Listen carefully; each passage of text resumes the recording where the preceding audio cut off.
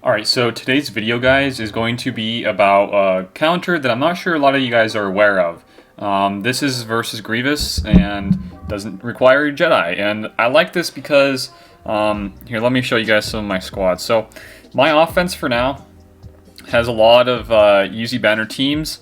And this team in particular right here is the one we're going to chat about today.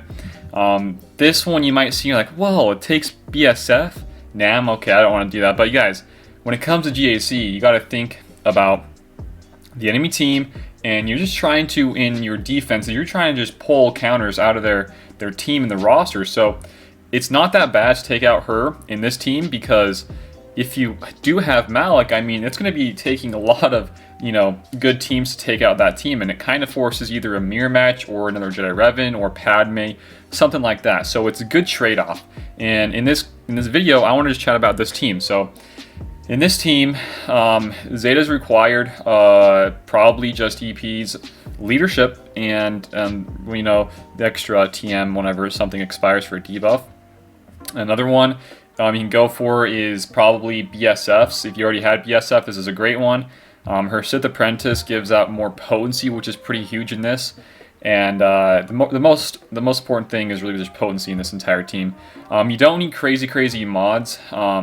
Because you can see here, if you guys do not know who Fatal is, his name actually on YouTube is The Playbook. He did a whole optimized modding on the Grievous team, and I fought his Grievous team last night. Couldn't get footage because my iPad ran out of storage, but I did beat that team with this team here. So it's a great team. It gives you some pretty dang good banners. The only times where you're going to lose some banners is if the other team outspeeds you and it hits you with like a B2 AoE or a B1 AoE. But if you are faster than the enemy team, you will be able to not get hit at all, and you're going to maintain all of the debuffs and making sure that Grievous never touches you either. So again, this does take Nihilus, and it does take BSF for Nihilus though. I use a 2v5 in the bugs. If I can't 2v5 the bugs because the bugs are just ridiculous, I'll use something else. I have plenty of variations of my offenses. So this is a great team. I think I like this a lot. And we'll just show you guys a couple counters. I forgot to mention this really fast. There is one crucial part in the turn orders though. So IPD is here for his buff removal on his AoE buff removal. So the thing here, and it's a little bit different from other teams like the whole Rex TM gain, is that these guys with the buffs getting, or the debuffs rather, getting expired and then getting the TM, it's still important to have a good turn order here. So what I went for my turn order is I have Bastila going first, and then I have TFP coming up here with his AoE, the TIE Strike, and he's going to get buff immunity onto Magna Guard, which is nice. And Palpatine is here for, more shocks, and there's a whole, we're going to go into a little bit later, but I just want to mention that it's still important to have a good turn order here. Don't need to worry about Nihilus too much because he's going to just do an AoE whenever. It does help when he is a little bit faster though. But it's important though, this is what I'm trying to get at, it's more important to have your IPD faster than Palpatine, because you want him to buff removal everybody, and then he's going to come in with a shock. So let's get into the battles now. So we're going to have a couple here to show you. The one I like to fight, and the one that I think is the tougher one, is the Newt team without Droideka and just Newt, because I find Newt to be really a pain in the butt. So here we go, guys. First things first, we are faster in this team. We're going to fear on Magna Guard. Sometimes it doesn't stick because Magna Guard's high tenacity, but it's okay if it doesn't. That's why you got TFP here for the possible buff immunity, and that's really important here. So this team is a really crucial thing. This is when I didn't mod my IPD to be faster than Palpatine, and you can see here it's not going to go as well. And the next one will show you guys one that does go well with the right turn order. So now you typically want to buff remove and all the stealth, and then you want to apply shock onto B2. And if you don't, I mean, you can still probably get around that with all the DN drain lives and stuff like that. But it's really crucial to get that early on. So again, if we probably would have played it a little bit safer, we wouldn't have gotten hit at all. We probably could have gotten even more banners. So I'm gonna do some stuns here. It's kind of nice to have some of these AoEs here, so you can kind of hit off some stacks of the B1 for the droid battalion, so you can actually land more debuffs because of with the high stacks of Droid Battalion, they have a lot more tenacity. So you kind of want to do some nice hits here. All meanwhile trying to manage Grievous and try not to hit him too much, because if you hit him too much to the point where he loses all protection, he's going to dispel all debuffs on himself and he can go, which is not good. So you get some stuns going on the board, you get some shocks. Most important, you want to get shock on to B2, and then try to get it on Magna Guard if you can. And all meanwhile trying to get fears just popping off and trying to save Palpatine's AoE stuns, so when you have all the shocks on the board, you can just dispel those, and then you gain DN even more TM, so you can get the Annihilate off faster. This isn't that hard. It might seem like there's a lot to it, but there really isn't. This is very similar to how you want to play versus Night Sisters with Emperor Palpatine and or not really Emperor Palpatine, but more like a Traya and the Triumvirate versus the Night Sister. You want to just kind of not kill anybody. You want to just kind of play around the Annihilate so that you can annihilate somebody. In this instance, it's going to be Grievous. In the other Night Sister counter, it's going to be the DACA. So it's just kind of, you know, trying to just manage everything and control everything. So this one, it didn't go great, but we still won. Now we'll show you one that is optimized, and we won without really getting hurt at all. So here is another one. This is with, like I said, I think from the last one to this one, all we did was we changed having IPD go first before Palpatine. So now you can see here, we got the buff removal, they lose some TM, and now we get shock on the board. We're going to drain life everybody, get some more cooldown increases, and we're going to try to hit away onto B1. And with BSF shock, you're going to try to get some shock more on the board to Newt, to either Magna Guard. So you're almost always going to get hit by the AoE right there, but it's okay. Now we're going to get some more stuns here. You're going to pop some of the shocks, and you're going to just keep the cycle going. I mean, you're going to keep on wanting to shock. You always want to have shock on B2, guys. And once you get that, you're going to try to manage getting fear onto Magna Guard so he doesn't taunt. Try to get some buff immunity from the AoE of TFP, all meanwhile trying to manage and try not to hit Grievous under the 100% HP mark. So I got to probably do some more tests with this versus some relics, some high-level relics. But this is part to this team that I like a lot. I didn't really talk about this early on in the video, but I can guarantee you guys almost that this team can beat level 7 Relic Grievous teams. And I know that for a fact because I beat this team, and it was Fatal's team rather actually, and he had level 7 Relic Grievous, and it was no problem for me.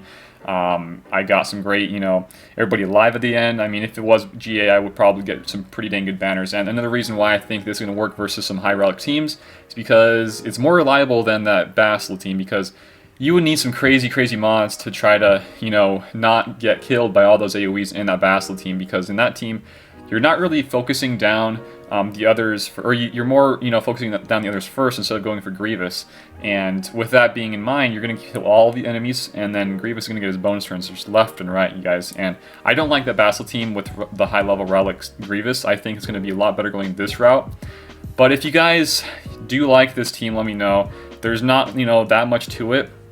So there you guys kind of have it. Alright, so this is a team with Watt in it, and I think this is another reason to go with this team instead of like the Bastila team, because like I said, I think the Bastila team is not going to be as consistent versus some of these high Relic Grievouses, and there's a lot of people out there that are, you know, using Grievous to climb, and they're most likely going to put that Grievous on defense. So I really find this team to be something to look into, guys.